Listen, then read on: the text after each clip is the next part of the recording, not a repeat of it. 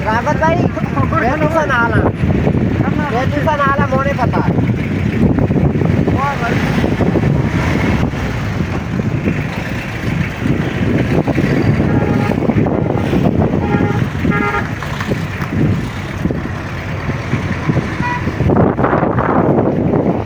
फाइज बिलानी साहब आप खुद बता करके मुझे कॉल करेंगे। बिस्मिल्लाहिर्रहमानिर्रहीम।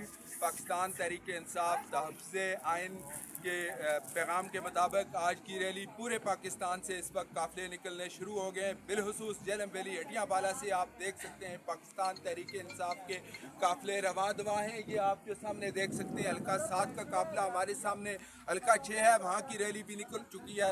तमाम काफ़िले हटियावाला में जाके इकट्ठे होंगे। इसी तरह तमाम डिस्ट्रिक्ट मकामात पर पाकिस्तान तहरीक इंसाफ के काफ़िले रवां दवा और उम्मीद है ये पाकिस्तान तहरीक इंसाफ की तारीख का और पाकिस्तान की तारीख का एक बड़ा एहतजाज होगा जो कि इमरान खान की राय पाकिस्तान में इंसाफ की फराहमी आइन और कानून के तहफ़्फ़ुज़ के लिए अहम किरदार अदा करेगा। बहुत शुक्रिया। इंशाअल्लाह